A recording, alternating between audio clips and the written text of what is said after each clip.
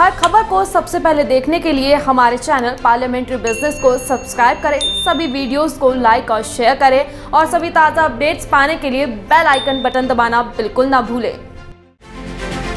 संसद का मॉनसून सत्र जारी है। निलंबित राज्यसभा सांसदों के समर्थन में विपक्षी दलों ने लोकसभा सत्र का बहिष्कार किया। जिन सांसदों को एक सप्ताह के लिए निलंबित कर दिया गया है, कांग्रेस ने उन सांसदों का खुलकर समर्थन किया है। लोकसभा की कार्यवाही में कांग्रेस नेता अधीर रंजन चौधरी ने कहा कि राज्यसभा और लोकसभा जुड़वा भाइयों की तरह होते हैं। यदि कोई दुख में होता है तो एक दूसरे को संभालना पड़ता है। हमारा मुद्दा कृषि बिलों से संबंधित है।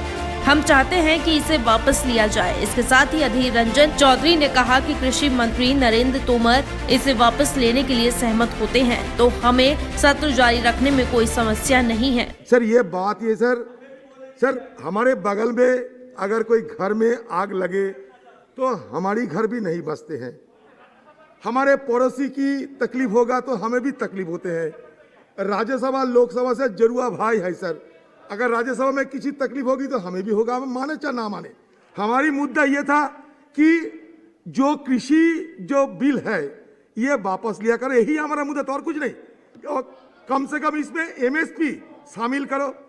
बहुत सारे मेहनत की बाद हमारी देश में हरी क्रांति आई थी, मंडीकरण हुआ करते, एमएसपी रहते थे। अभी मंडीकरण की मंडीहरण होने लगे हैं। किसान बड़ी परेशानी में गुजर रहे हैं। सारे पंजाब जल रहे हैं सर एमपी सर हमारे पार्टी दूसरे पार्टी के नेता, हमारे वरिष्ठ नेता Sharad Pawar ji sir hunger strike में बैठे हैं। तो सब हमारे, हम माने या ना माने, इधर और उधर बात तो एक ही है ना। जुड़वा भाई है राज्यसभा और लोकसभा। एक भाई को अगर तकलीफ होगी तो दूसरे भाई को भी तकलीफ होता है।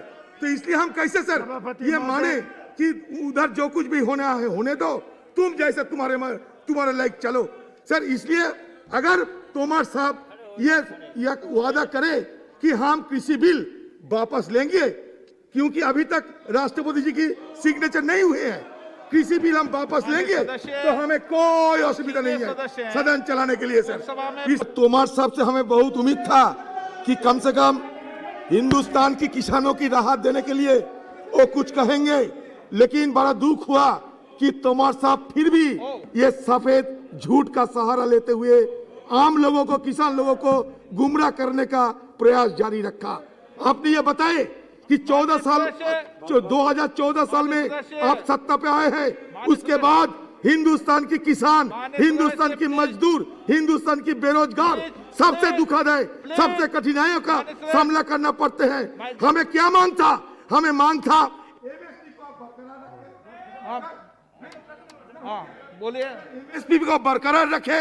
आपने यह बिल पास करा, राज्यसभा में हमारा अधिकार को छीना आपकी सरकार। चाहे जो भी वहां नेतृत्व दे, लेकिन आपकी सरकार की आदेश के बिना कुछ नहीं हो सकता। इसलिए हम राज्यसभा के हमारा मेंबर के साथ खड़ा हूं।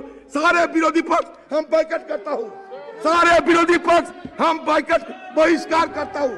संसदीय कार्य मंत्री प्रहलाद जोशी ने कहा कि राज्यसभा में क्या होता है इसकी चर्चा दूसरे सदन लोकसभा में कभी नहीं हुई है। ये अत्यंत दुर्भाग्यपूर्ण है कि अब इस पर चर्चा की जा रही है। इसके साथ ही प्रहलाद जोशी ने कहा कि उपसभापति की पिटाई करने की हद तक ये लोग गए, पर मैं इसकी चर्चा यहाँ नहीं करना चाहता हूँ। सर मैं ये बोलना चाहता हूँ, ये उस हाउस में जो हुआ है, अदर हाउस में whatever has happened or transacted in the other house, it has never been discussed in another house. This is highly unfortunate that this is being discussed now. That is another thing sir.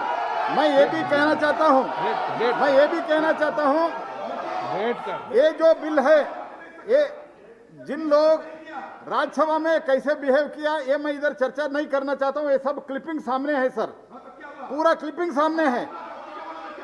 Deputy chairman को पिटाई करने के हद तक ये गए थे, ये मैं चर्चा नहीं करना चाहता हूँ। मैं चाहता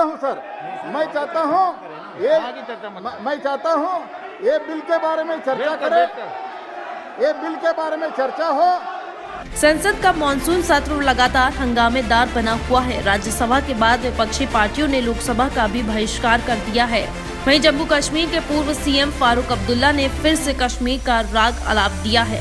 लोकसभा की कार्यवाही के दौरान फारूक अब्दुल्ला ने कहा कि आज भी सेंट्रल कश्मीर में एनकाउंटर हुआ है, कोई शांति नहीं है।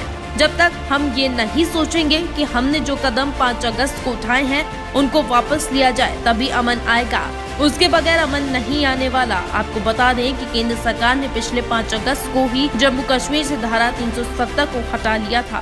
सभापति महोदय, मैं आपका बहुत ही आभारी हूँ कि आपने मुझे वक्त दिया। आज भी सेंट्रल कश्मीर में एनकाउंटर हो रहा है, कोई पीस नहीं है। देखिए, जब तक हम लोग ये नहीं सोचेंगे कि जो हमने कदम 5 अगस्त को उठाए हैं पिछले साल, उनको वापस लिया जाए तभी अमन आएगा, उसके बगैर अमन नहीं आने वाला। Bureau report, parliamentary business.